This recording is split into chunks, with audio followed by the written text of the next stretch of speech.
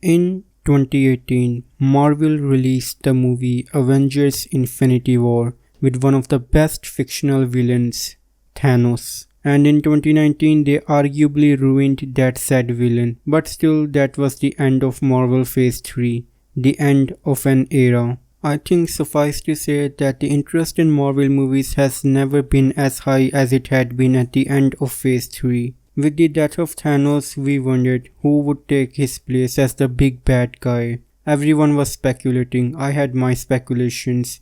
I wanted the next big bad guy to be Galactus, the devourer of worlds. But Marvel decided to answer that question in the season of Loki. The next big bad guy was going to be Kang the Conqueror. Now I'm not going to make this a big secret like the Ark of Covenant that I absolutely hated Loki, and even more so I hated Kang in that show. He acted like a goddamned clown and I just couldn't take him seriously. I even said this before that I stopped watching Marvel content after seeing Loki. But seeing in the trailer of Antman 3 that Kang will be the big bad guy of that movie, I have to say I was interested. Because is it fair for me to judge Kang from his brief appearance in Loki? And I thought it would be a good opportunity for me to compare the big bad guys of their phases and see how they compare. This is not a comparison of who is physically stronger, it is just a comparison of how they are as a character and most importantly their motivations. If you ask me about the motivations of Thanos, I can talk for a long time, but ask me about Kang and I would have to stop and think about it. So let's do exactly that. Let's think, who is Kang? We know that he is a human. He himself said that he is a man who has lived a very long time. And what does he want? Let's think about his motivation for a minute. In the movie, Janet asks Kang the same question. What will you do when you get out? Which is a fair question. And he says win. Why does he want to win? Because he was exiled. Why was he exiled? Because he was conquering and destroying planet.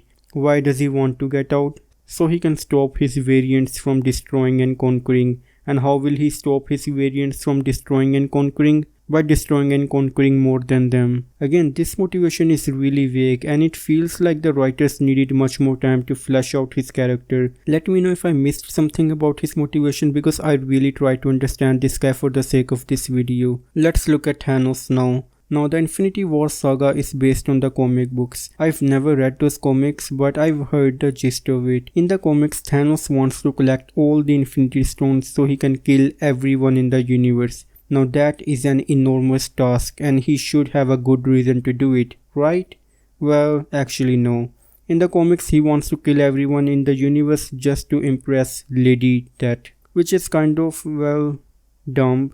And well, Thanos is also a sim confirmed. Man, in the movies, they really fleshed out his characters and made him a much better and appealing character than he was in the comic books. In the movie, he wants to kill half the population of the universe, which is again an enormous task and he better have a good reason to do it. Luckily this time he does. He wants to kill half the population of the universe to save the universe and delay its end. Now this is a good enough reason, but this goes a bit deeper and personal too. The question is why he should enforce his will to the universe. The answer is simple. What happens if he doesn't enforce his will? When he stands by and let things play out. His own planet, Titan, he knew how to save it, but he couldn't do it.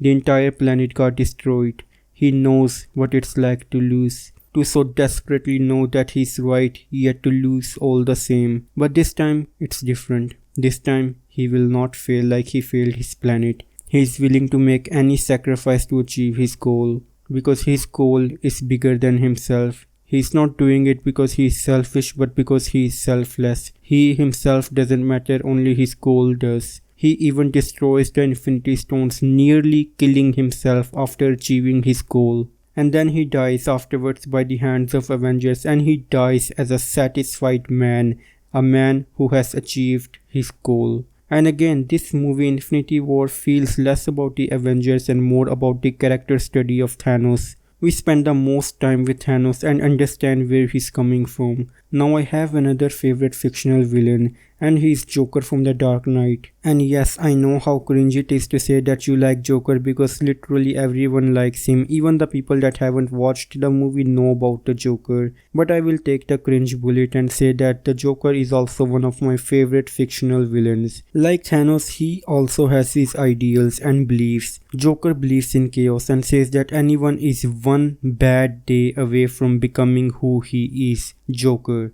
or in better words, chaos. Joker wants to be a mirror to society to tell everyone that they are just as crazy as he is. And Batman is the exact opposite of that because of his own ideals. That's why their duo works really well. But anyways, this video is not about Batman. The point that I'm trying to make is that Thanos and the Joker have their ideals and their beliefs that they hold close to them. It grounds them. It makes them at some level understandable. On the other hand, we have Kang who wants to win and conquer because he's a conqueror.